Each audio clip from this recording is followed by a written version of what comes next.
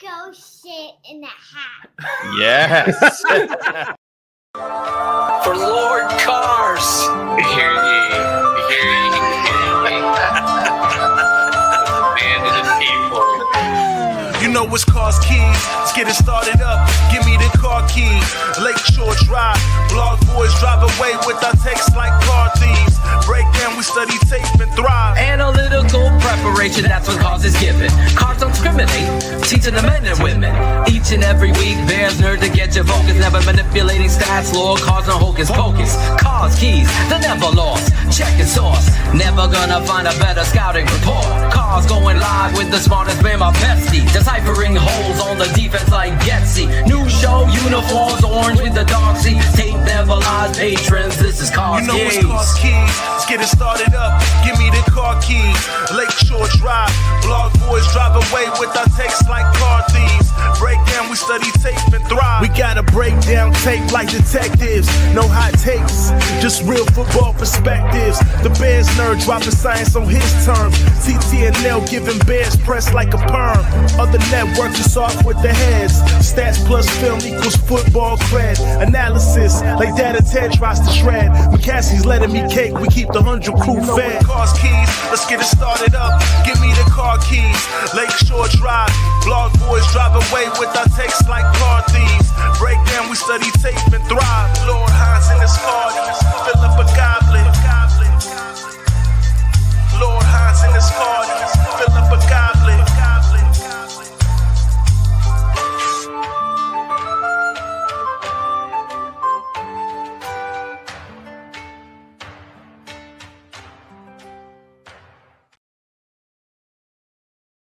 Hey, somebody was late. I think it was me. I won't blame Cars. Cars Keys Season 2, Episode 32. We back. Here to talk about Mitch Trubisky and the New England Patriots tonight? No, that's not what we're going to do. We're going to have some fun tonight and talk some Chicago Bears organization, coaching staff, all that good stuff. Let me look back in the green room, see if my guy is ready to go. I think he is. There he is. Let's turn off the TVs. I don't want any distractions here, guys. If we could just turn off all the TVs. I've read a new book on leadership, so we're ready to do this. Yeah. Let's leaders have to read Cars. It doesn't come naturally, that's for sure. No, I mean I learned everything I need to know from the Giving Tree. That is basically the way I live my life. So, Were in a you book, it must be true. Were you a little bit nervous thinking about hitting that go live button by yourself? Oh yeah, like I felt a lot like Ricky Bobby at Talladega Nights, where it's like, what do I do with my hands right now? Right. Yeah. Well, I've heard stories about Cars. There's other things you can use. Close to your keyboard to hit the live button.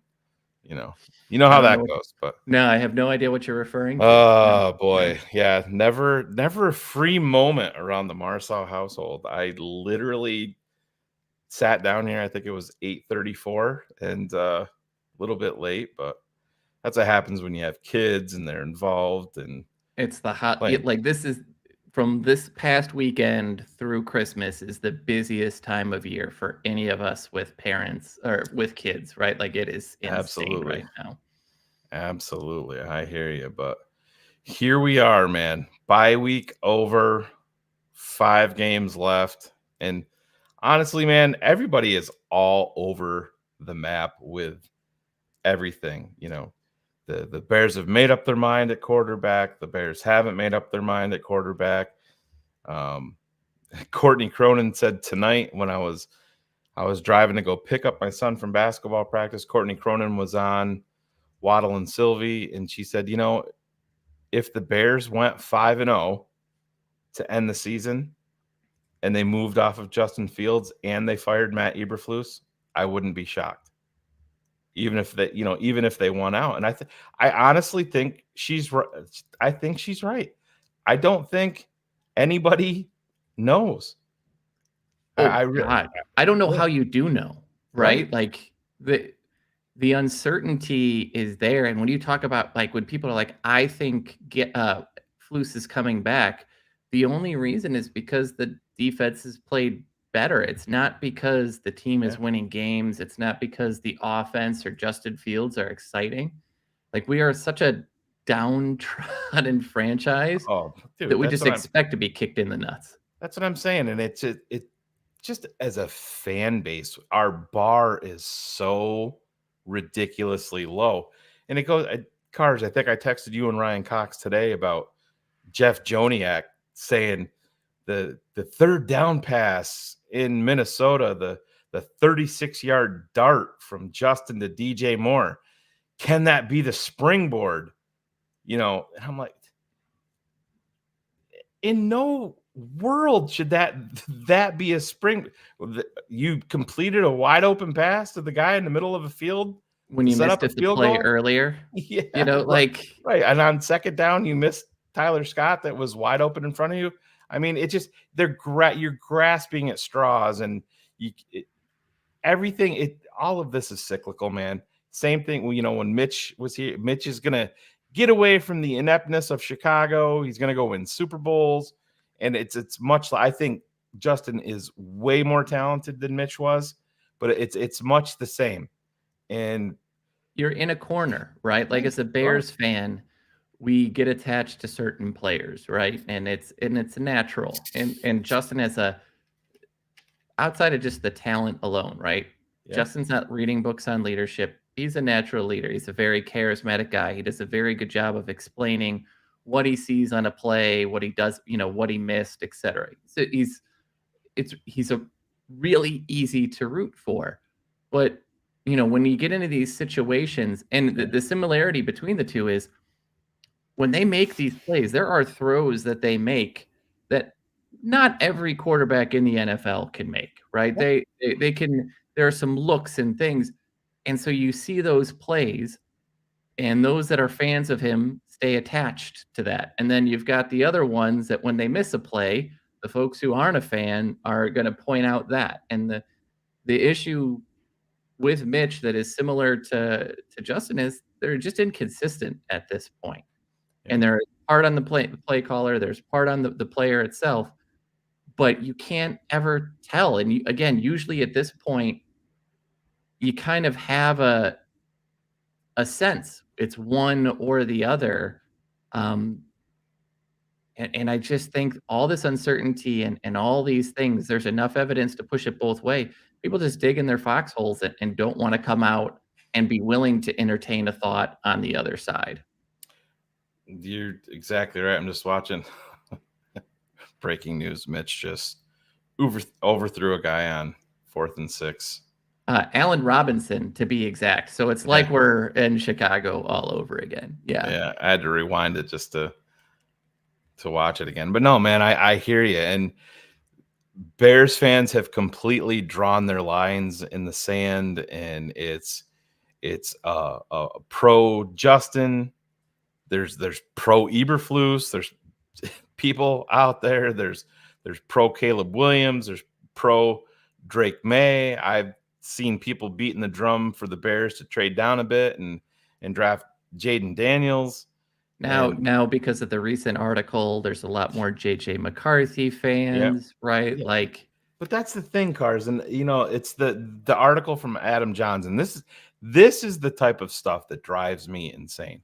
Now, Adam Johns went to the USC Notre Dame game, and everybody knows that deal. Caleb Williams threw the 3 first-half interceptions, and it is what it is. Did he play well? No, he didn't play well, and everybody's trying to draw a complete narrative from that game. But then Adam Johns goes to Chapel Hill, watches the North Carolina game. It goes to overtime. Drake May didn't play great until the end, and then he stepped up when he needed to be. But then Adam Johns wrote this glowing review of Drake May and essentially, I thought, anointed the kid. You know what I mean? It really came that way. Yeah. Yeah.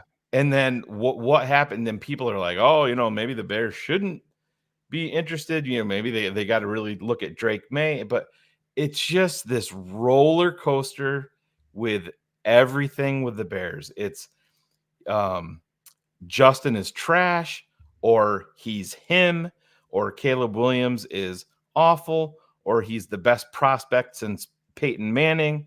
And nobody ever wants to talk about what's in the middle with these guys. And that's usually where the truth always lies. And here we are getting towards the end of season 3, Cars. And guess what? We found out the flaws with Matt Eberflus. We know what they are. We know the flaws with Luke Getsy. The flaws with Justin Fields are the same flaws that he had at Ohio State, Cars, when he came out, when we broke down the tape. What was the number one thing? Always. If that processing could be just a tick quicker, just a little bit. That was what everybody said. Here we are. Is that going to get figured out in year 4, year 5, year 6? We went through it with Jay. We went through it with Mitch. We're here with Justin. What's next? Nobody knows. And I know Hogan Johns talked a little bit about some of the splits, right? And some of the numbers of who he is. And look, this is not me sitting there to try to throw him under, but I shared a few of them with you, like, and on third down, Justin Fields has thrown 15 of his 27 interceptions come on third down, the money down of all money downs. When the team is trailing and they have, there's less than 4 minutes, Justin has 3 touchdowns and 9 interceptions during that time. Doesn't even come into the fumbling. On non-play action plays, he has thrown 25 interceptions. When he's, when he's from shotgun, it's 25 touchdowns, 26 interceptions. The look of just what this is who he's been the entire time. And we're still, I think, to me, the way that I start to break down a quarterback and I start to look at a quarterback is when you're in your third year, I don't want to be talking about plays. I want to be talking about drives, multiple drives, not just, if we look at the Denver first half or the entire Washington game, the other ones have not been great. And I think that we joked about it. Scored 6 touchdowns their last 5 games. Yeah. And, and granted, Justin was not part of some of those games, right? Sure. And so we'll take that out, but he gets injured on a play where he holds the ball too long and there's a wide open guy. If you look at the best way to describe him is the one that we talked about it early. You miss Tyler Scott on second down, you make up for it the next play. Mm-hmm. If at this point he could have scored a touchdown, if he had Tyler Scott that first one, there was enough time that could have been a touchdown to seal the game. And when there's all these things at this point, it's just so frustrating because you can't argue with anybody because people are unwilling. And that, you talk about something that he missed, and then all you're going to see is screenshots of not every quarterback can make that throw. Right. And it's the uncertainty for me in year 3 is really where it's at. If we want to use Geno Smith as the best case scenario, then Justin will just have to sit down for 5 years, not really play, and then he'll be there. And I'm not saying that to be mean, but it's just so unrealistic right now to make that expectation. Yeah. And did you listen to the Justin presser yesterday? He did not sound confident that he was going to be here. No, I had not listened to it until today, and I texted you guys. I'm like, man, this dude sounds like he knows. That's the way that I took it. Maybe you guys, if you guys listen to it in the chat, if you have other thoughts, please share them with us. But boy, it sounded like to me, when you're talking about hey, sometimes life isn't fair, and you want something to work out, but maybe what's next is what you want it to be. And man, that really stuck out to me, like that he knows. Either the other takeaway that as I have time to obsess about this, because I'm a sick in the head Bear fan, is it could also be as simple as he knows this offseason, hey, look, you've got the number 1 pick. I want out. It could simply be like, I don't want to be here. I want to force myself out.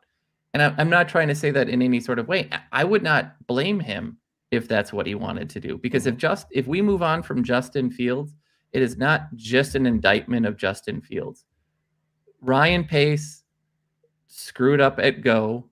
Yeah. Matt Nagy took that screw up, made it worse. I understood exactly what Ryan Poles was doing. There was not going to be a quick way to turn this thing around and give him weapons right away without doing a massive uplift, without really knowing if he's the guy. So this was supposed to be the year.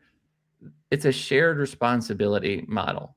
And if I were him, I would want a chance somewhere else. We've talked off stage, like, hey, force me to Atlanta. Get me to Atlanta. I want to play in a dome. Yeah, exactly. It's not even them, Cars. I'm watching a team right now that if I was Pittsburgh, I'm making an offer for Justin Fields.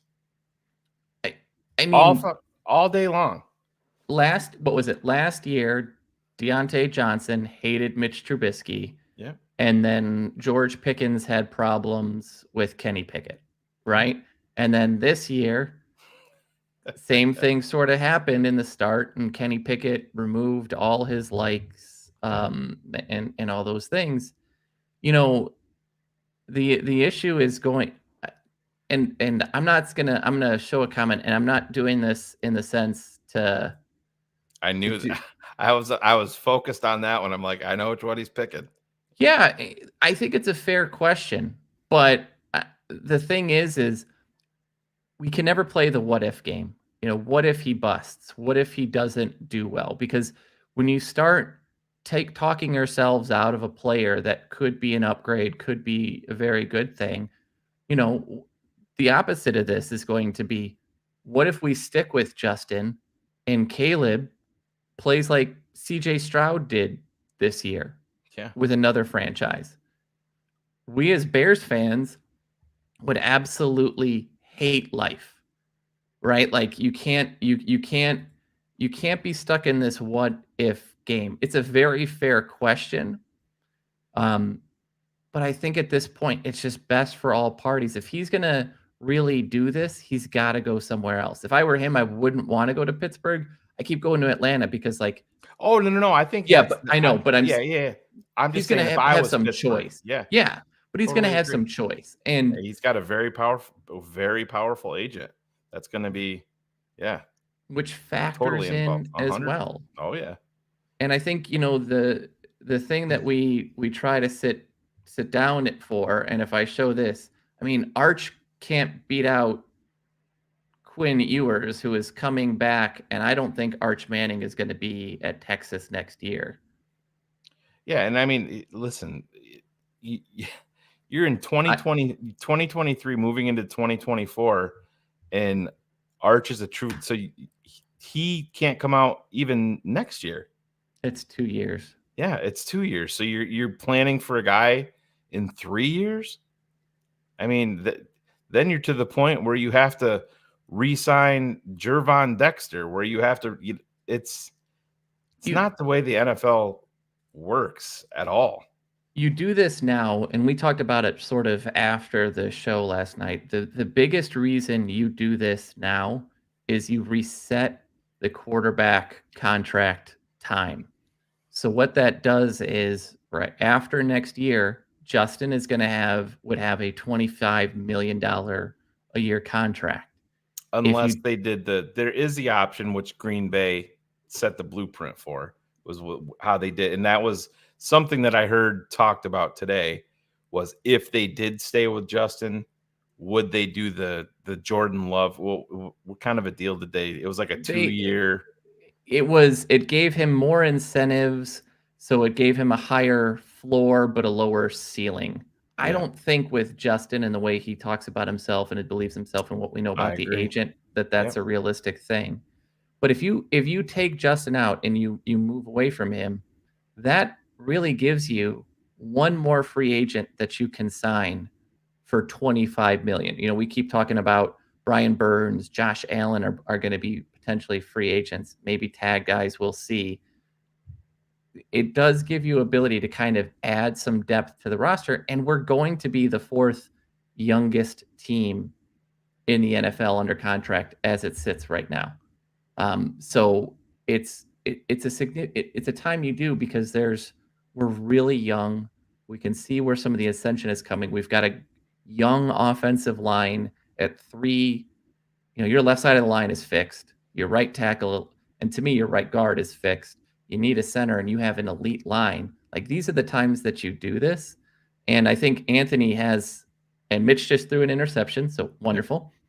Anthony, I think, is a wonderful point here. If you bring in a rookie QB this year, you're going to have a significantly better line. You're going to have DJ Moore.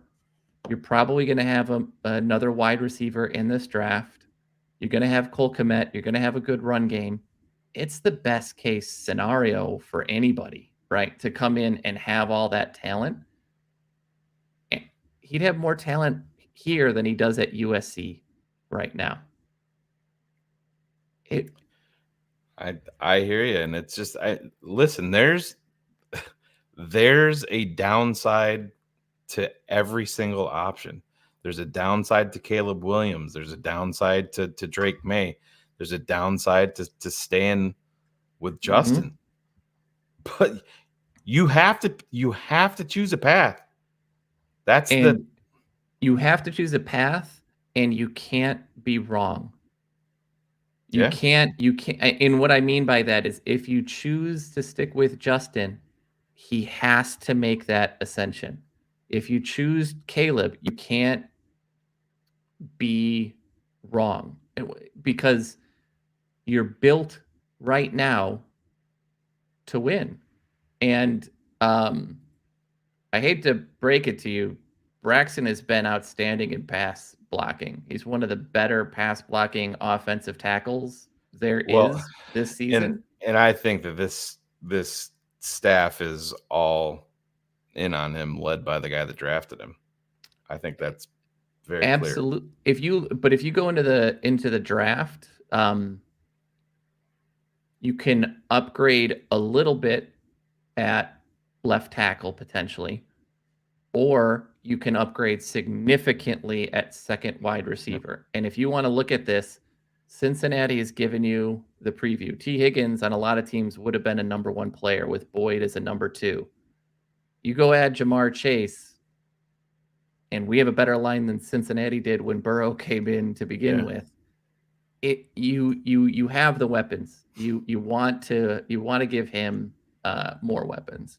Grumpy Bear, we want New England to win tonight because they are a threat for the number 1 overall pick that Carolina has. Their strength of schedule now is tougher than Carolina, meaning that if they tied off if it ended up that they were both 2-15, New England would have the first pick. That's just how it would go. So them to get 1 win with 4 games left to play, huge. Would give Carolina a 2-game lead is massive. With 4 left, With 4 left, So it's tough. I don't envy them. It's going to be stressful time to sit down and watch because Twitter's become one of the most toxic places I've been in quite some time. Taking shot at autistic people and everything throughout. I mean, it's become just a virtual war zone. But I think we just need to step back and understand there are reasons to see Justin as the guy. There are reasons to not see Justin as the guy. And if you're just going to keep sharing the same screenshots back and forth, I hate to break it to you, it's an argument you're not going to win. It's it's going to be one way or another. Yep. Today we're going to really focus more on the coaching staff than that. But God, it's going to be ugly these next 5 weeks, dude. Oh, so no, I totally. And Cars, it's not going to get any better in the off season because the day that the season ends, you got the post Bears season presser, and that's going to set forward. Listen, if they launch the coaching staff, then you kind of know, in my opinion, right, that they're going rookie quarterback. You don't get these opportunities, right? Like we talked about Mahomes, and that's a little bit of a misleader because he fell to the 10th sort of thing in Kansas City, and it was considered somewhat of a weaker draft to move up, right? So it was a little simpler. But because of Mahomes, it's now inflated the value of quarterback picks so much. Touchdown Patriots. Let Bailey Zappi cook. That's all I care about. Mitch just turned the TV off on the sideline. Perfect. I just think, if it's the first pick, you can't pass up that opportunity. And I always say, like, you don't want to sit down all these years later and be like, what if I asked that pretty girl to prom, or that I should have, but I was too scared to. If you're too scared to make a move, if you're too scared to try, if you what if yourself to death, you're just going to sit there and make bad decisions, right? You're going to the Bears what if themselves on what if Mitchell Trubisky has a whole nother level, and that's why we've got to move up one pick to go get him. And you can't have it the other way around. So I'm really watching. I think I said this last week, but we've got 5 more games left to go. Justin's sitting here at 12 touchdowns, 6 interceptions. If he goes out and throws 1,200 yards and 8 more touchdowns, and he has a 20 touchdown season, does it change minds?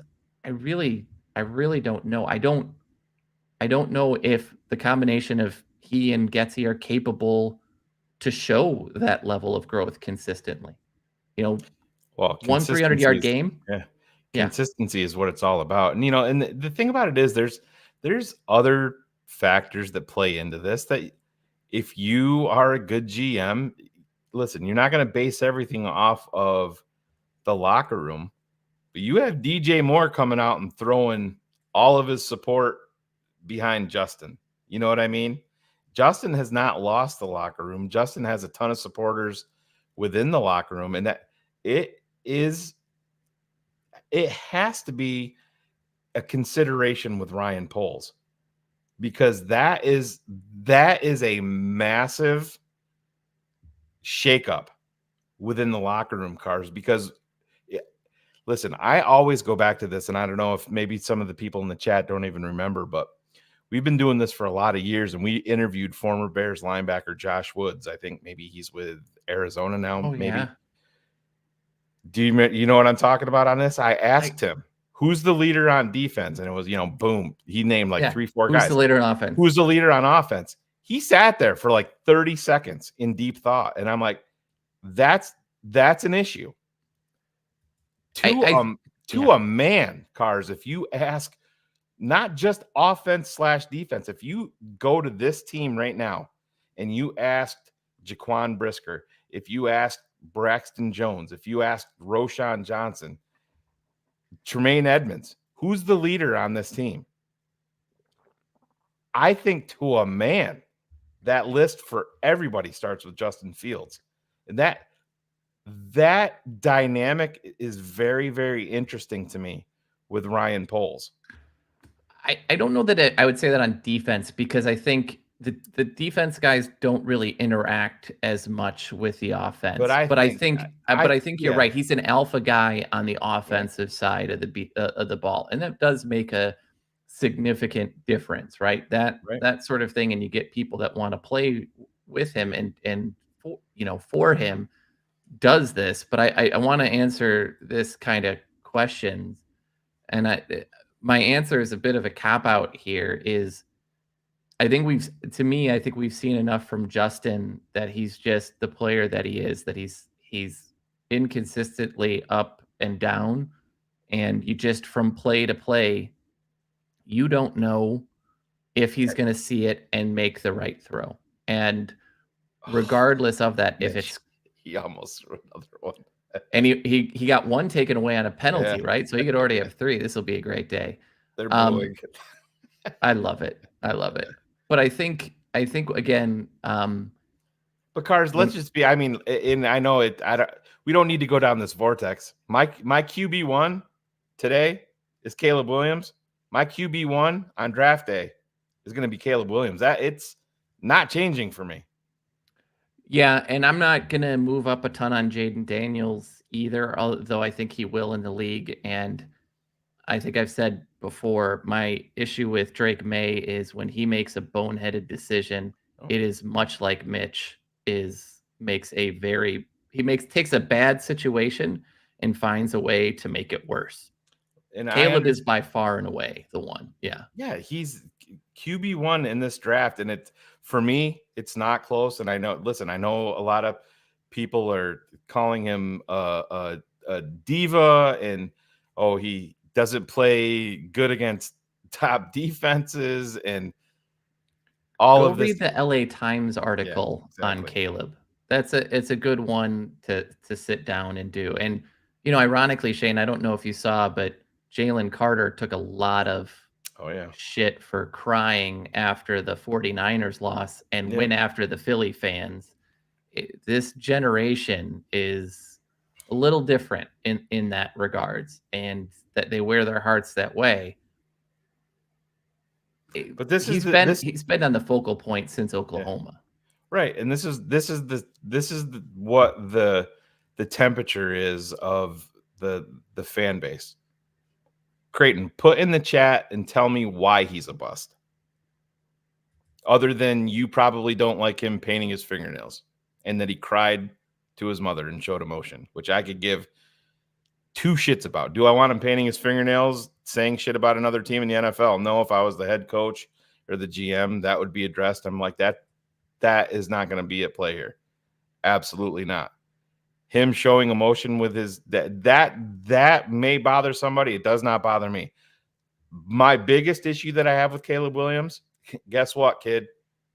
You better go meet the fucking media. You got that responsibility as QB1. You have to face the fucking music.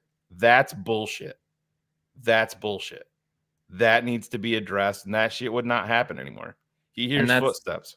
That's what, sadly, Justin does too. I mean, the way I always counteract with this is, right now we're talking about a quarterback that has thrown 35 touchdowns, 26 interceptions, or 27 interceptions, has fumbled 35 times, has lost 11 of those 35 fumbles in 35 games. But let's just have fun with this. All right, Creighton, and I'm not singling you out, Creighton, but all right, so I asked you a question and you said he's a bust because he hears footsteps.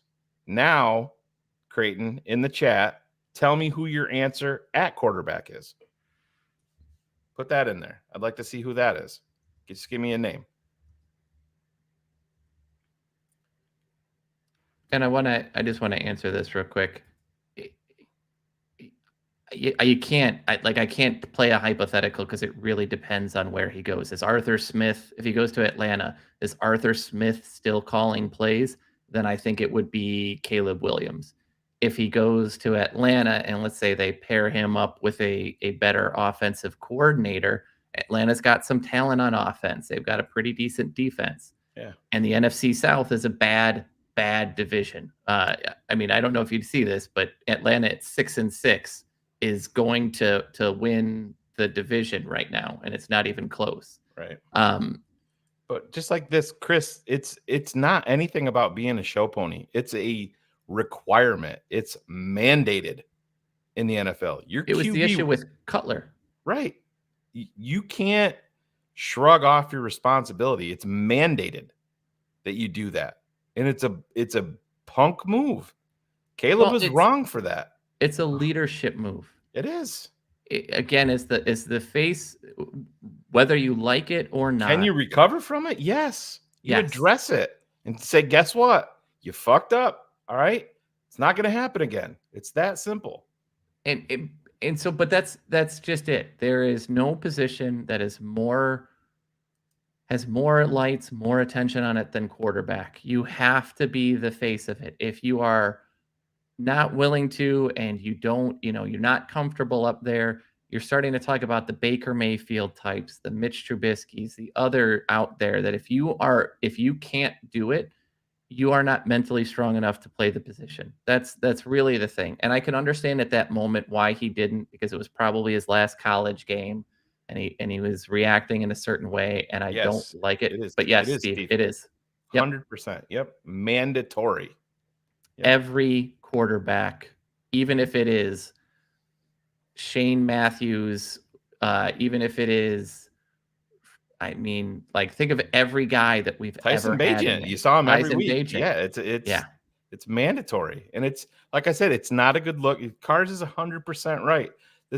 And I think Justin has been around for a long time, and Courtney Cronin brought this up too. And you forget.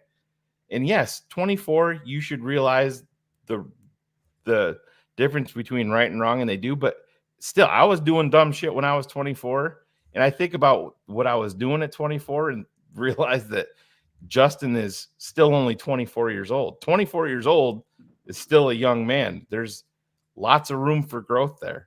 And I was still a dick at 44, and that was a year ago, right? So yeah.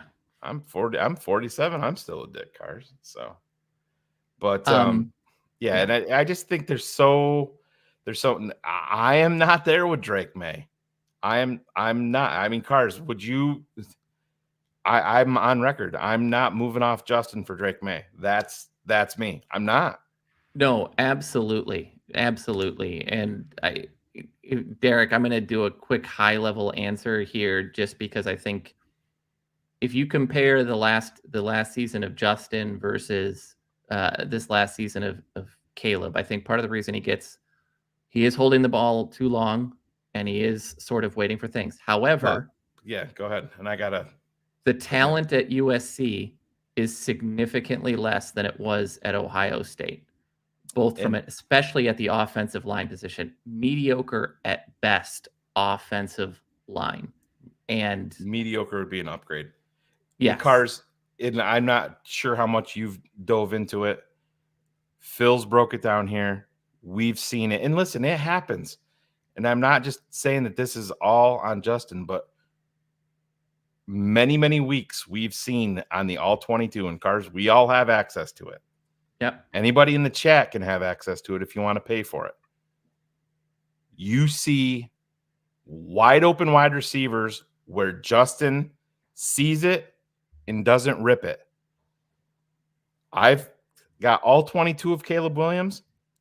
You don't see that very often, Cars, to your point, because of the talent level. It's not like classic case. The Detroit game. Second down, last series. Tyler Scott, Cars, was he open? Wide open. Wide open. There was nobody there. Justin saw it. Justin didn't rip it. And to Creighton's point, he heard footsteps. Guess what? It's exactly what Justin heard. That's what it was. To his credit, he came back on third down, ripped the ball 36 yards to DJ Moore, who was wide open. Great play. Fantastic. The difference for me is, and I think Adam Hogue or maybe Adam Johns, one of these guys talked about this, and it's true. We have the tape.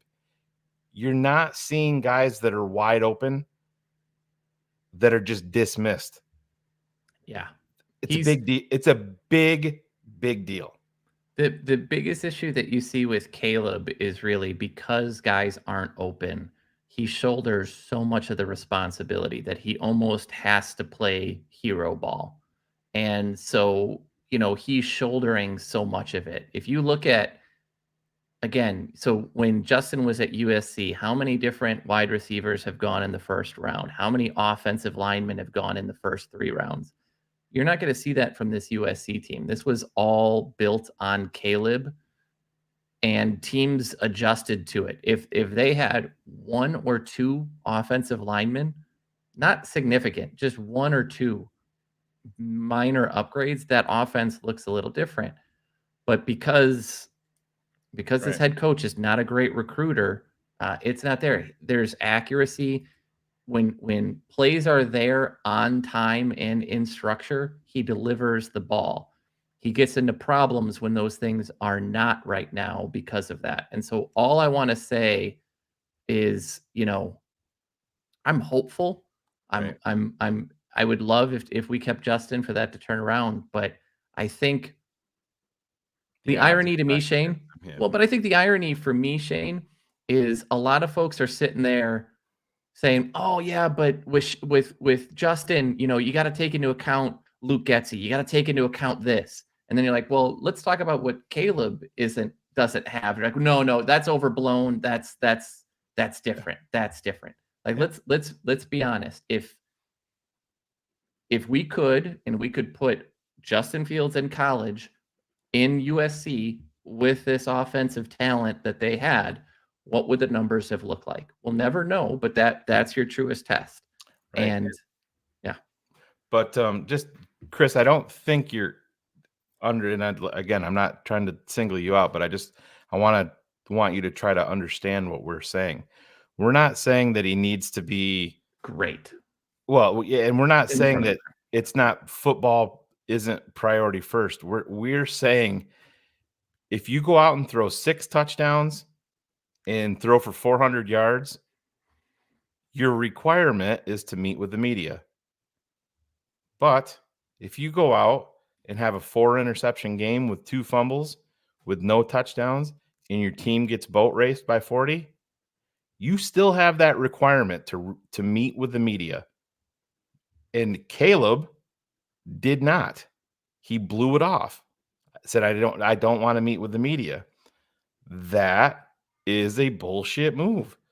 It points to leadership. Now, young guys fuck up all the time, and hopefully they addressed it. And I get cars. That shit's going to get brought up.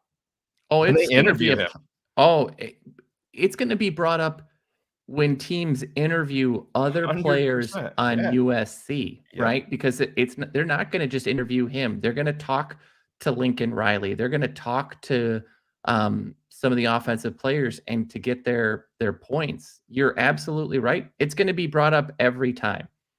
And it's one of those things that I just look at like, again, when you're sitting there, when you're sitting there and you're a Justin Fields fan and you're making suggestions or excuses for why things happen, then you can't get mad when someone is making excuses for Caleb Williams, right? We're all doing this. Bailey Zappi, another touchdown, New England. Let's fucking go. So we'll see. I mean, there are things, I think we started to talk that. By the way, Bailey Zappi would be a Bear right now. Remember when I told everybody I would have claimed him? Yep. And I would have. Yep. And I think at that point you should have. It's just a problem. So at this point, either way, to be fair though, either way the Bears go, you can talk me into it. Yeah. I could be talked into keeping Justin Fields. I could be talked on for moving on from him. Either way, there are things there. But I think to me at this point, if Poles decides to pull the ripcord and start all over, yeah, absolutely. I completely get it. And the timing and everything lines up for them to take that shot. If you pass up on Caleb Williams, let's just say the Bears trade out of that position. And we keep using, let's use Atlanta, or we use, God, who are some of the other teams? New England that's playing right now. Yeah. And Caleb goes out and throws and has a win and has a great season. What do you do? You passed on Mahomes, you passed on Caleb. That would be. And Derek, I'm not, again, he ran from him once. He's been there, everything. The difference here was his last game. I think it ruined his bowl eligibility. But think about it this way. He runs from pressure and he makes plays because their offensive line fucking sucks. And so does the skill positions around him. And he still makes plays. Think about it like that. He's not running from responsibilities because he did that one time. It was a fuck up. And you address it. Like I said, it's going to be addressed a million times over. And this is what you do. You are going to ask him the same question 50 times about this in 50 different ways. And if Caleb Williams breaks and gets annoyed and blows up, that tells you a lot right there. You have to fucking own it, man. This ain't college football no more, Caleb. This is a machine. Yeah. And even it'd be one thing, Shane, if you tried to do that in SEC country. You could get away with it more in Pac-10 country because Pac-10, no one really cares, right? It's not a thing. If you do this in SEC, the only reason I use SEC is it is as close to NFL media, it is as close to NFL pressure, stress that you can find. If you guys don't like Caleb Williams, that's fine. If that's what you think, I get it. And you know what, Cars? If he goes out in week 1 and throws 4 touchdowns, Bears fans are all going to love him. And will instantly be like, I knew it from start. Yeah. This is, I think, Alex's point here, I think, is really good. Is you're playing with house money right now, right? Like this free pick that you're going to get. I don't think anyone expected Carolina to be this bad. There's no way. No, I think even at the time, everybody's like, all right, cool. We're going to have a top 10 pick. Yeah. You know what I mean? And listen, there was legitimate people talking about how bad their division sucks, and Bryce Young is going to bring stability and make plays for them. I specifically know of some people that chose Carolina to win the division this year because of Bryce Young, because of Frank Reich. And they talked about that offensive line being such a strength. It's terrible. That skill position group is one of the worst in the NFL. If anybody has a subscription to The Athletic, you need to read the article about how badly that went. Like how Tepper forced Reich to hire people he didn't want to, forced him to keep hangovers from the Wilkes staff. It became a finger pointing. It became all of this. Like you read that, and when you sit down and look and go, now I understand why they only have one win. And credit to them for having one win, right? Like that whole situation, Tepper did us the greatest favor I think we can ever. He forced this trade to happen, and then after having forced a coaching staff together, it's the greatest gift that you've been given. Mm-hmm. We'll never have the first pick again, right? And you have their second next year on top of it. But Chris, and I know I keep on putting your comments up here, but that's already been debunked. Yeah, it's debunked. It never happened. It's not even legal. It was a bullshit story that's, like Carr said, has been debunked. That's not a thing, and it's can never be a thing because it's 100% not legal. Because Tampa tried to put it in the Tom Brady contract, and the league prevented that from happening. So the difference here is where LeVar Ball was more about himself than his own kids.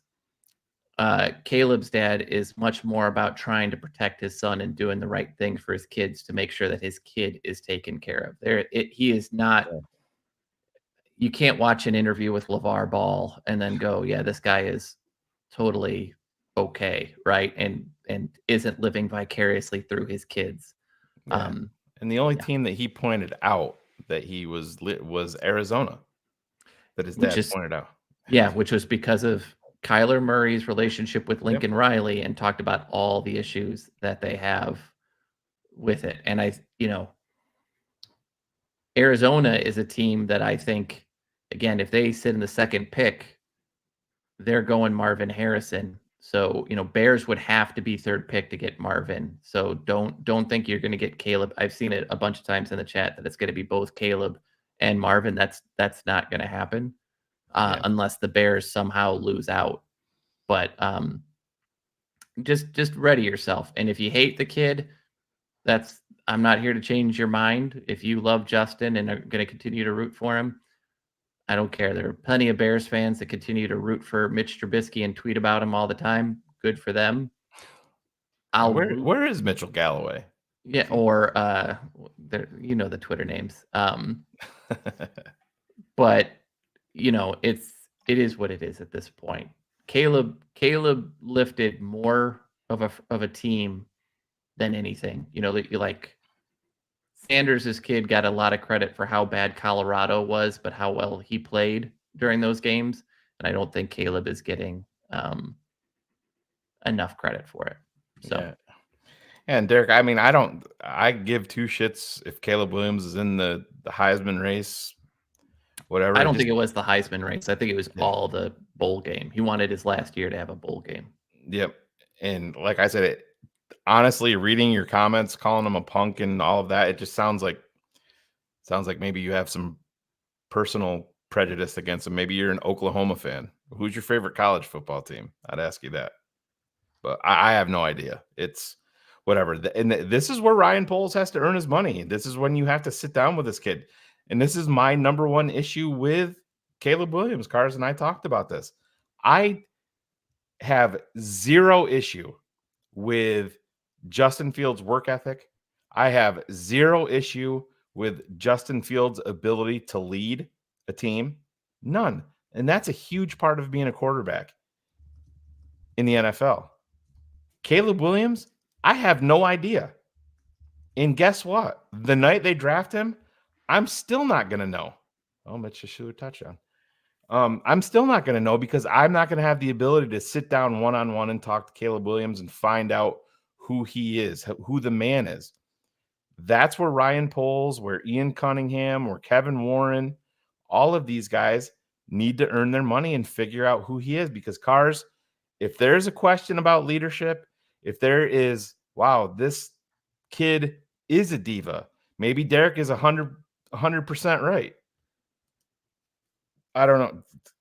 Who is your favorite team, Derek? Go ahead. It's fine. Like, yeah, these are the things that you can't even have these conversations because people just take it personal and go to name calling and things like that. It is what it is at this point. And so, but I'm just saying, you want to find out who he is, and if there is any question about leadership, can you procure that?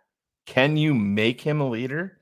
That's where I think you're a leader or you're not. You can't read a book like the guy we're watching on TV right now. Cars, literally when Mitch said that, I texted you. I'm like, it's over, man. Oh, that was game. That was once it gets in your head and you see it in these moments with these quarterbacks, right? Like you see these lost moments in there. It's a rude awakening. You've seen it multiple times happen in Cleveland with the way that they have drafted quarterbacks and the way that the Cleveland media has destroyed them.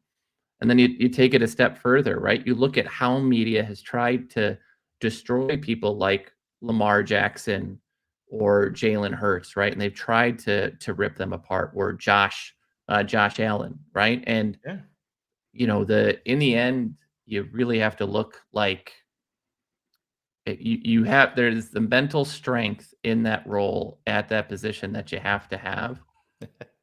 But if you read this comment, Cars, who do you think of? Is that a Mark Trestman quote? Oh my God. Come on, Bill. Bill, I used to like you, but now you're giving me an aneurysm. And look, the last thing I want to say on this, because we're going to talk about coaching staff, and I guess we'll do a little bit here, is everyone's like, I'll trade down and draft someone later. Who?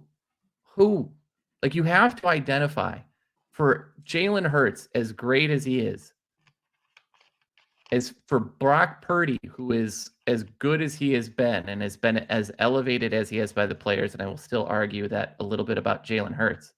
You've got to draft a guy in the first round to make it. In this era, with the salary cap predefined for rookie players, you have to do it in the first round. If you look at who are the playoff teams, right? Who are the teams making run? Take out Hurts, take out Tua, Burrow, Mahomes. You look at all these different players. If you're not doing this in the first round, you're looking for system guys. You're looking for game managers. And that means that you have to have a team well built all the way around you to do that. And when those things fall apart, look at the way that Trevor Lawrence has sort of taken a minuscule step back this year. Or look at the way that Geno Smith, who's still having a solid year, has taken a little bit of a step back this year. Look what happened with Carson Wentz when those injuries started to stockpile. Look at all of those different things. It's not saying that you can't find a guy to win with, but holy shit, guys, we've been trying to do this with second round picks, fourth round picks, eighth round picks, 12th round undrafted free agent guys for all of our lives. And I just think that it's just not realistic. Like, we keep talking about what if and who this mythological person that's going to be there in the fourth round. That's Brock Purdy. There's been one Brock Purdy since 2011. We've drafted 137 quarterbacks. Yeah, those are real numbers. Yeah. Uh-oh. Grumpy Bear outed himself. He's the Mitch stan. Yeah. Come on, Grumpy. Gotta let it go, bud. Maybe he'll... Hey, to Mitch's credit, maybe he'll figure it out on Team 4 in year 8. Never know. This could be his Geno Smith time, right? Yeah. It could be his that. So we'll see. I think, Shane, we're gonna do things. We're gonna talk a bit about the staff, because I think the other part of this that we have to talk through is really what happens at the coaching staff level and how that impacts. For instance, if we get a new coaching staff, the odds of Justin staying are minuscule at best. Yeah.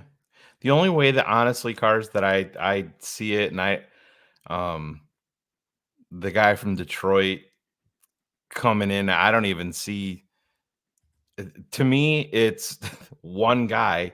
If Jim Harbaugh comes in and says, "Hey, Justin is my guy," I think that's about it.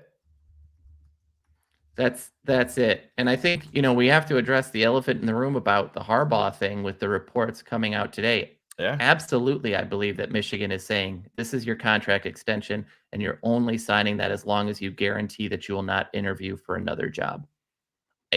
Like, that is the domino to fall. And if you hear that deal gets signed here, that part is done. But you're right, because it would take him to do it. And he would be such an outlier because he would command over $10 million a season, which is a contract we have never paid to a coach. We don't even want to do like 2, right, for a lot of these guys.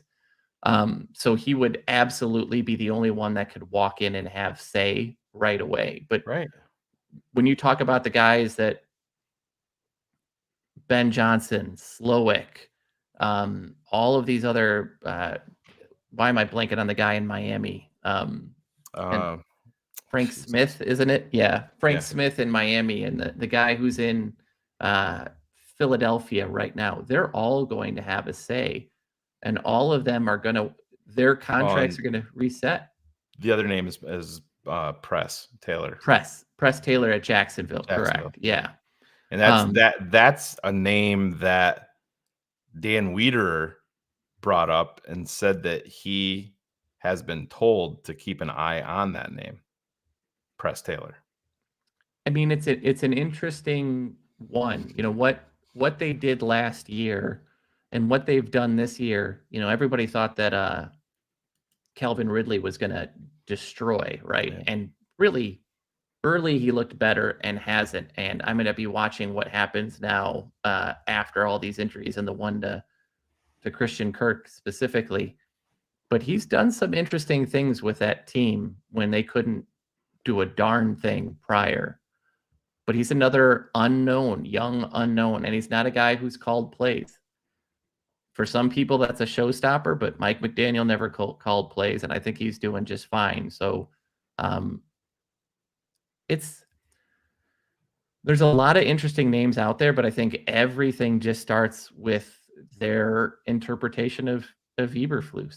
And Shane,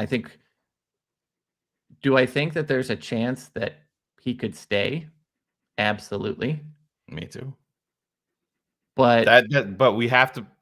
That doesn't mean that's what we want. When we say stuff like that, we're talking about the Bears making that decision to, stand with, because that's exactly who they are. We talked about this last night.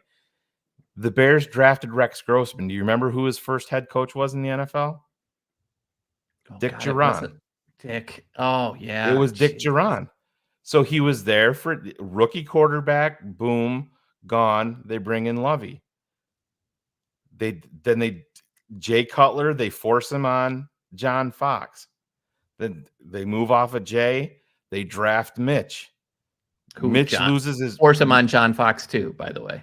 Oh, yeah, exactly. But then you're losing Mitch's first year in the NFL with a lame duck staff. Everybody knew it. Ended up doing the same thing with Matt Nagy and Justin Fields. And let's just say they move off of Justin now and they keep Matt Eberflus. This is still a lame duck staff next year. What legitimate offensive coordinator is going to come in here? That's with a lame duck staff. That's the be all end all right there. That's the scary part. Yeah. Because if you want to give it, let's say you keep Flus, and most likely, right, what they would do is they would get rid of Getsy and promote Janako, right? That's the most likely thing. But let's say they want to hire somebody. Yeah. You're almost in a situation where you may have to give an extension to Matt Eberflus to give the illusion that there is more job security in there than there is. Do you remember that they did not want to fire Matt Nagy and Ryan Pace? Do you remember that? Yes. Or it wasn't that. They did not want to. George was fine with moving off of Nagy. He did not want to fire Ryan Pace. And Polian told him, well, if that's the case, then you have to give the general manager an extension. Yep. So everybody knows that there's stability there. So they'll come into the job as a head coach and say, oh, this guy's got a 5-year contract. I'm set. It's a disaster. That is a complete and utter disaster waiting to happen. Cars. I mean, the best case scenario in that is like that you get a Jim Caldwell, right? A guy who wants another shot, is going to kind of get dinged a little bit from what's happened in Carolina here.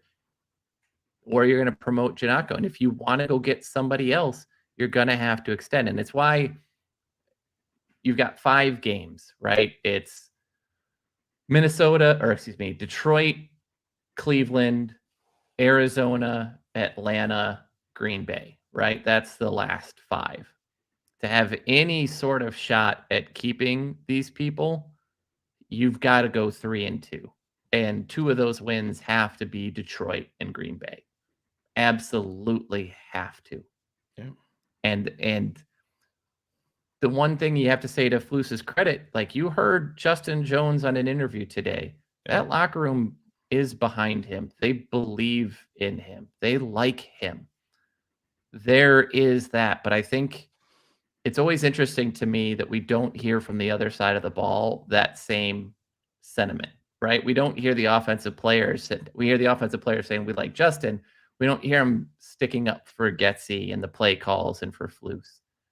So The worst case scenario to me is that they keep Flus for another year, promote Janako, kind of have Morgan, who's been a run game coordinator in the past, do that.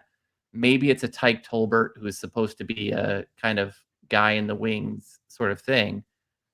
But there is sadly a path where Matt Eberflus is your head coach next year.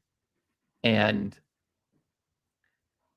that's a scary situation to be, because it's the defense looks better, but I think everybody forgets that Detroit happened. Like that, that great defense does not look good against good offenses. We beat Minnesota because they had Josh Dobbs, right? We beat Carolina because they have no talent. New Orleans barely has talent on that offense. Guess what? They gave up 300 yards, 24 points. The Chargers have sucked all season offensively. They put up 24 and 350. The Raiders was the Raiders. Our defense, when it comes to good games, look what they've done. Look what Kansas City. Look what happened against Denver. Look what happened against those teams I've listed. In 20 minutes of field time, the Detroit Lions put up 28 points or whatever it was, or 31 points, and had 368 yards. We're trying to say the defense is playing better. They are, but it's not like they're world beaters. So this, if you want to win, not only do you have to play really well, but this needs to be a game where you stop Detroit. Like not fully, but under 20 points. You want to tell me you're a good defense? Hold them under 20 points. Keep them around 300 yards. You're at home. It's supposed to be windy. It's supposed to be cold. They're without one of their best defensive linemen. Everything is setting up for Chicago, and that you cannot go out there and lay an egg. Can't do it. Can't do it. And Well, go ahead. Well, but I mean, when you look at it, when you look at kind of the way he's been too hands off, you don't want him to micromanage, but at some point you've got to step up and say, we got to stop being conservative. We went up 1 point on the Detroit Lions, proceeded to run the ball the vast majority of the time against a 9-man box. Against a 9-man box. And this is a team that is terrible through the air, right? Protecting against. Aiden Hutchinson is a great pass rusher, but the rest of the defense has been shit. And I'm sorry, I have to throw this out. It is fair. Yeah. Man, this is year 2. This is a team that, like, so now I need 2 premium pass rushers and I need a 3 tech for this defense to be good. The best quarterback that you've beat in 2 years is Sam Howell, right? Yeah. Sam Howell. Yeah. Like, and I'm not saying that they're, and this is, we got into this last night too. The Bears defense is great. You have to give Matt Eberflus credit. But part of the reason, who did he hire as defensive coordinator? It was an epic failure. The guy was gone from the team. And then what happened? The guy that you hired at running backs coach was removed with another HR violation. Nobody's talking about that. But we wanted to say he's building the defense. That's great. What has he done to the offense? What has he done for the quarterback? Are we seeing growth there? Hey, 6 I get touchdowns the last 5 weeks. Screens. At no point did that ever stop. And so we have this thing about, we want this great defense. We want this great defense. That's great. None of Kansas City's defenses have been dominant when they've won championships. None. When you looked at that game last year, who had the better defense, Kansas City or Philly? Yeah, Exactly. Philly, far and away. Doesn't mean that it's not important, but guys, I don't know how old you are. I'm 45 years old. Guess what we have been touting for my entire life? You play good defense and you run the ball, and that wins championships. And it's one fucking championship. When you look at who's had some of the best defenses, San Francisco's had incredible defenses the last grouping of years. What do they have to show for it? Nothing. Right. You have to, in this NFL, you have to win on offense, and you need a defense that is opportunistic. Kansas City's defense is opportunistic. They would make plays, they would force turnovers. When Cincinnati made it to the Super Bowl, that defense was, name someone outside of like Trey Hendrickson. Yeah, dude. It was year 2 Showtime. Lovey's first year was 04. 05, they actually had a better defense in 2005 than they did in 2006. But what did we do during Lovey's era? We made one Super Bowl. We kept investing in the defense. To your point, we need a pass rusher. We go add Julius Peppers, right? We kept adding. It just doesn't, it's not that defense isn't important. You need to have an opportunistic defense. And that's what they've built. That's why Kyler Gordon is here for his up and downs. That's why Brisker is here. That is why Montez Sweat is here. I think everybody sells Dexter Jr. short because that guy's growing into that position. But you have to be really good on offense to win in this NFL. That's it. Yeah. You cannot win playing conservative offense and make a deep run into the playoff. If you want to use an example of what that looks like, look at the Baltimore Ravens with Lamar Jackson. They played incredible defense. They have these incredible regular season, and what happens when they get to the playoffs? Nothing. Right? Nothing. They don't win. I think they are 1-5 in their last playoff games, right? Like they've won one. Right. It doesn't make a difference. Buffalo, who has been playing all-world defense for a long time, guess what? It's the offense that holds you down. Yeah. So at some point, I get that the defense is showing growth, but we overvalue. This is a great one as well. We overvalue the defense. I'm not saying that it's not important. There is a level, but you don't have to be a top 10 defense to win a Super Bowl. You do pretty much need to be a top 10 offense. That's just the way the NFL is right now. And so when you sit down and Vince, exactly, you have to be aggressive. You have to take risks. The rules are set right now for offenses to have such a massive advantage when it comes to pass interference, we're playing bend, don't break. Yes. You can't do it. And so again, the biggest thing for Flus is we've never modernized on offense. Last year, what did we hang our hat on? That we had this incredible run game. Guess what? We suck it. We're not as good running the ball anymore. Yeah. The last time Justin Fields had a rushing touchdown, week 2. Let that sink in. That's a stat and a half. Yeah. Yeah, and Jake, real quick, just to address this, you 100% have to have Flus be responsible for that. You're the lead. Those are your guys that you hired. No way around. That's your culture. That's what you're building. And those violations weren't violations that happened at their home or in a gym someplace. Those happened on your watch, in your facility. Both guys. And with the running backs coach, he had already been warned before and did it again.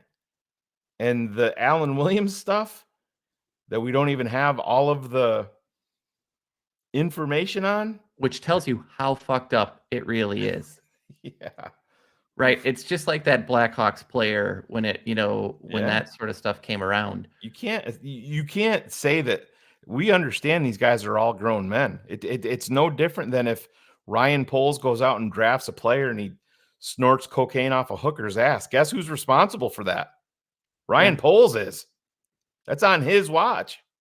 Remember when we did signed Ray McDonald under Ryan Pace and that happened again and how that blows up? And so, like, I think we listen, all of us, if you're my age or maybe a little younger or a little bit older, we're all going to have these memories of the 85 Bears. It's there. We're going to have memories of that Super Bowl run Lovey team. But they never delivered. Yeah. Playing this style has gotten us two of 50 plus Super Bowls, right? Right. Yeah, exactly. And we've won one. Yeah. We've got to change. Yeah, Chicago, that is out there. That's not legal. Can't have a $20 million NIL deal. It's not the way that works. It's like $20 million for the team. Yeah. It's not for one guy. And guess what? He's making more than that in the NFL if he's the second or third pick in the draft. Yeah. Easily. And depending on what team he goes to, right? All the Guess what's going to happen after the Heisman ceremony? He's going to announce his intentions to be in the NFL draft. He's never going to make that money back ever. And you're opening yourself up for injury. And especially with the uncertainty with McCord leaving and all the rumors floating around about Ryan Day, nobody is going to sit down and show up and stick around. So, I think just to circle back, I think there's two things we need to get really comfortable with is one, there is an avenue for Matt to stay. Two, I think though, to this, there should be, and the biggest red flag that I can ever think of is if Flu stays and they allow him to keep Luke Getsy. That is the biggest red flag that I can think of. So you're talking about Janako, but I don't think that does it for anybody. Nope. I don't think it gets anybody excited. It feels like nor should it. Feels like Dowell Loggins, right? When we move on from the offensive coordinator, we move this guy. Be like Freddie Kitchens, right? When Cleveland did it. Yeah. There is an avenue for us to get there. But if Luke Getsy sits down, or if Matt Eberflus says, if I stay, Luke Getsy has to stay as my offensive coordinator, then that's your decision. Yeah. And you're not going to be able to hire somebody. You're not going to be able to go out and get a name. You're not going to go get a young up and coming guy. Nope. Most of those guys are going to get head coach roles. So you're going to be looking for recycled. We've done this throughout Lovey's career, right? Like when Lovey was here, it was Ron Turner. We pulled Mike Martz off the scrap heap. We do Tice. all of these. Yeah, Mike Tice. And I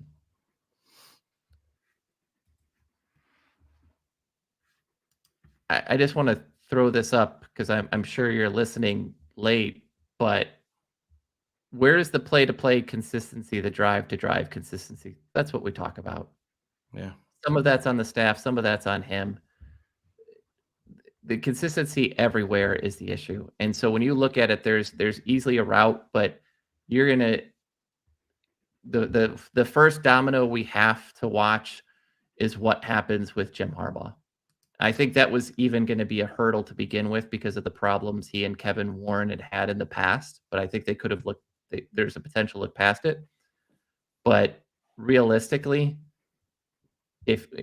when he signs that extension, you can cross him off his list. That's done. And then we've got to move on to B, C, and D. Yeah. I totally agree. And if you are adamant that you want Justin Fields back, I think you're in trouble. Flus. You want Flus here. Exactly. I can't see. If they keep Matt Eberflus and their decision is to move off of Justin and bring in a rookie quarterback with a lame duck staff and probably not your first, second, or third option at offensive coordinator. If we're being honest, Cars, it's the same old Bears. Legitimately the same old Bears. And Chris, again, what college person is going to get his first job in the pros with a lame duck staff? It's not going to happen. Yeah.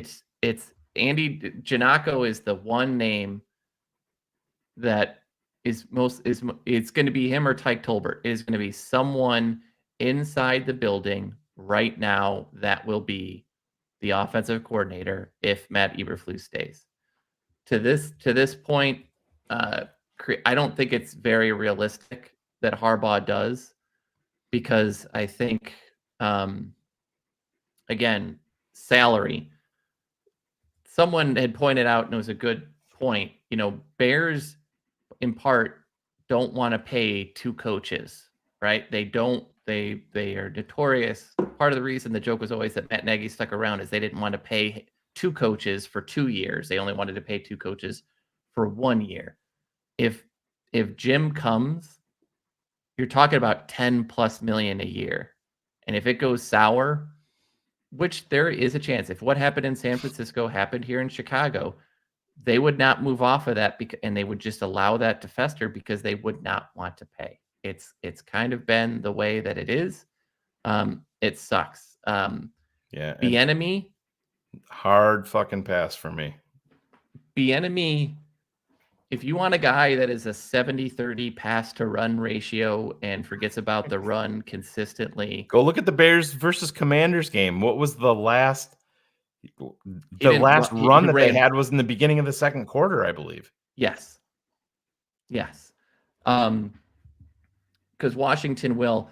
I think Bieniemy, to be honest, has a shot at that Carolina job, even though no one in their right mind should take it. It's probably going to be, at this point, the only way he's going to get a head coaching gig. How many times? I think I read that guy's been interviewed 15 times now for head coaching positions and can't get one. So I think your biggest, I think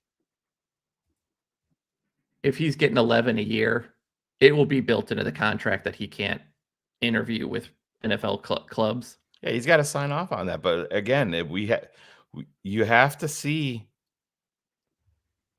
I honestly, and listen, Cars, this has been out there forever that this is the gig that he wants.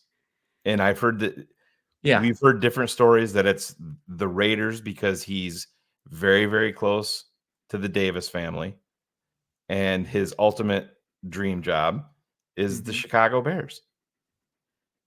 The Kevin Warren issue, and we've heard both sides of the fence that it was all over the way that COVID was handled in the Big Ten. Jordan Schultz came out and said that it was an irreparable damage relationship that couldn't be repaired. Albert Breer said that there was some things that would need to be ironed out, if that's what it was. But to me, that's the dude for the. I give two shits if he's quirky.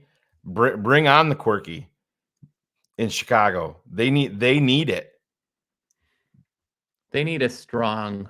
They need a fucking voice when George comes down, or anybody, and he just says, "George, I'm making $11 million a year. You brought me here. Go back upstairs.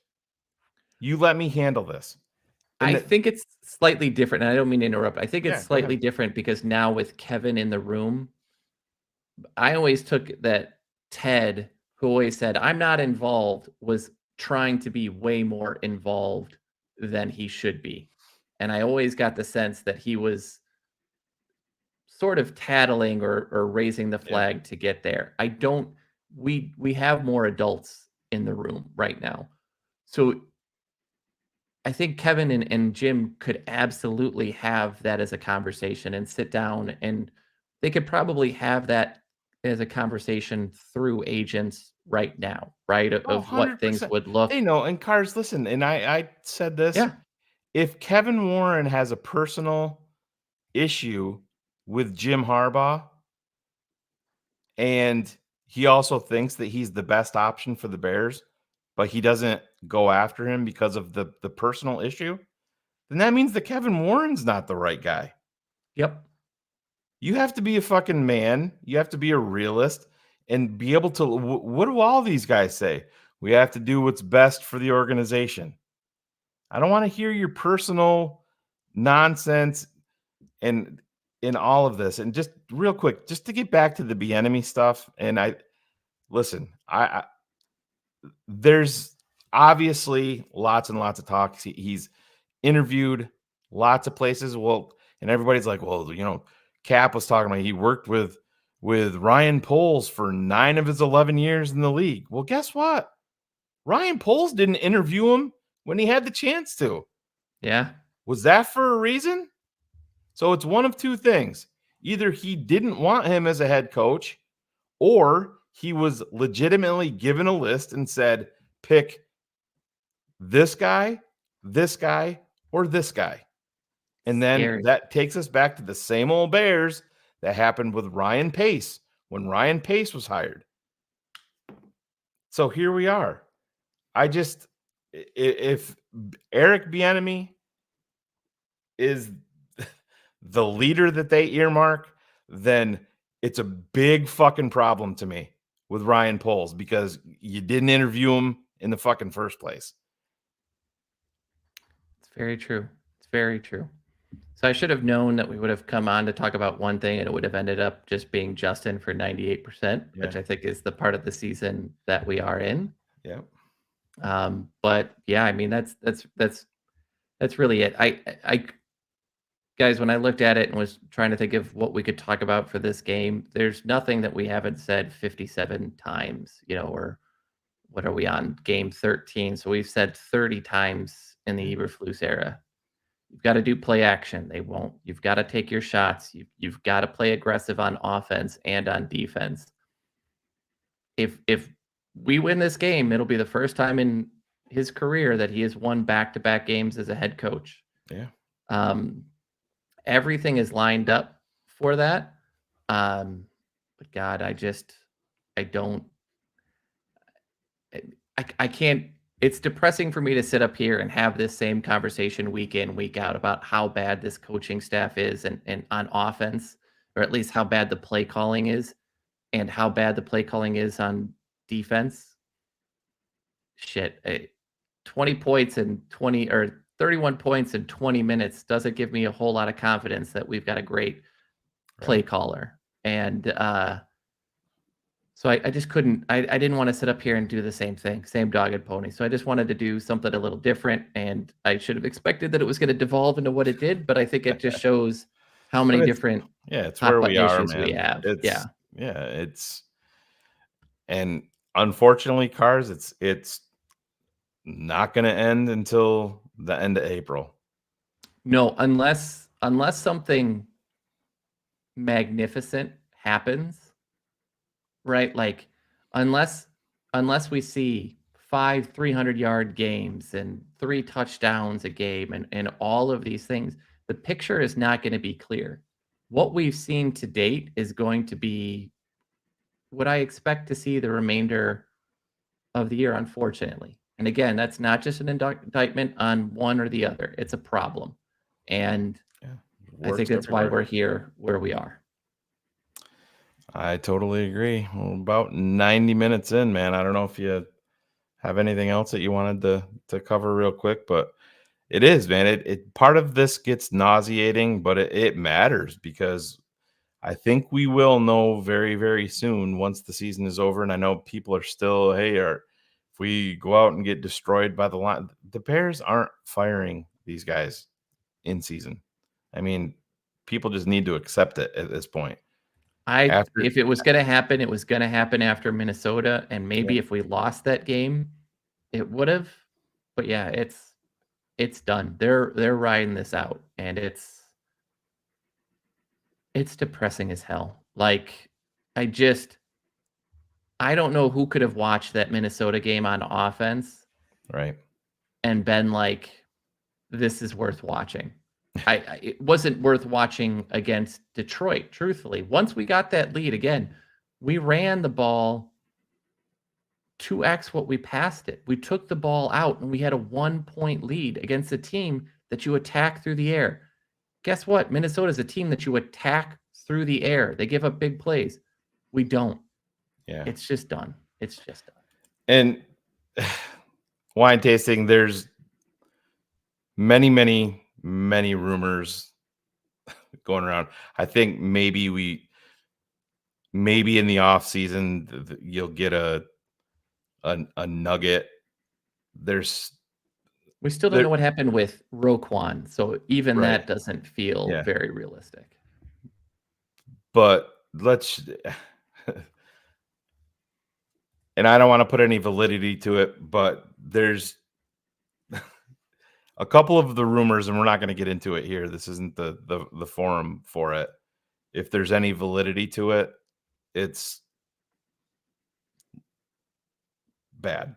And I'm not surprised that he would be gone, but it would be why it's so hush hush, right? But yeah,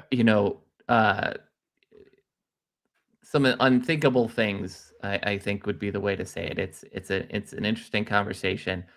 The rumor mill is one of those, again, when people don't stand up and say exactly what happened, the rumor mill runs crazy. But there is some validity to the reports potentially that we may never see come out, may never see the light of day. That they might just hope that enough distance has gone between it and they don't ever have to address it, and that seems the way that they want to deal with it.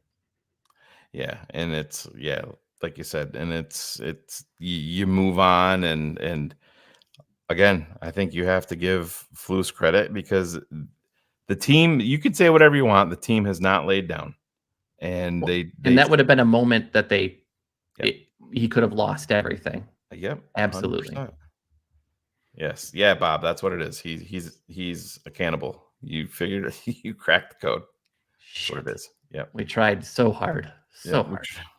He just needs to go after Larry Mayer tomorrow. Larry is lunch. That's the new segment. I love it. I love Larry is lunch. That's now. That is a plus dad pun, Shane. Well done. Well done. See how I am. But other than that, man, you ready to wrap it up? God, yeah. Thanks everyone again for listening. Again, nothing is a personal attack. It's just that's the thing, so frustrating. Listen, and if they make the decision to move off of Justin, the worst thing that we can listen, if the Bears move off of Justin, you can be upset. If the Bears draft Caleb Williams, guess what? That's not Caleb Williams' fault. It's Ryan Poles, Kevin Warren, and the Chicago Bears. It's the same thing. Them fucking up the Mahomes draft, that's not Mitch's fault. We've talked about that. Mitch did not make them make that trade. Mitch did not make them draft him. That's inept up at the top, and we hope that they figured it out. And I'll tell you what, this is going to make or break Ryan Poles' career this offseason, Cars. And, GMs are not like coaches. If you fail as one GM, you don't get a second shot. You're done. You're director of personnel, player pro, something along those lines. You're done. Pioli went from his 2 did pretty well. And then when he started to fail, he's done. Yeah. So he's got it. You're right, or your bright, ascending, shining star light is gone. Totally agree. With that being said, hey, we're Thursday, Friday. We will be back. We got some all access stuff coming up for you TTNL patrons. Sunday, we'll be right back at it after Bears Lions, Bears halftime show for you TTNL patrons. And then as soon as the game goes final, Bears versus Lions goes final, it'll be BHL. Get ready for DDP's rant. Hopefully the Bears come out and play well and get a big W, and we get some positive momentum heading down the home stretch here. But please win tonight, New England. Please keep losing Carolina, which if you read that article, that looks like that's going to be happening. Oof. Could be worse, guys. Could be worse. Let's just say that. Again, I think the argument is going to be made right now. What would be the worst situation to draft a quarterback into? Is it Carolina, or is it the New York Giants, or is it the New England Patriots? None of those. Ironically, of every team in the top 10, we have the best situation for drafting a young kid. Absolutely. But we love you guys. We're going to get out of here. Enjoy the night. Everybody get those New England Patriots hats on. Cheer them. What are we in the third quarter? About 7.5 minutes left. Let's go, Pats. Let's go, Bears. Come on, Bill. Get over your senility and win this one. Beat the Lions. My prediction. Go ahead. My prediction is Carolina 30-17, or Detroit 30-17 over the Bears. You know what? I went positive. I went 23-21 Chicago. Cairo Santos with the walk-off. 2 weeks in a row? All right. Yeah. Yeah. Sorry, Bullets. And by the way, second best Bears kicker in history retired today, Robbie Gould. Right. That's just a shout at my guy Bullets for our Cairo Santos talk. Anyways, we're out of here, guys. Love you. Bear down. We're out. Later. Cars, keys. We'll be back next week. See ya.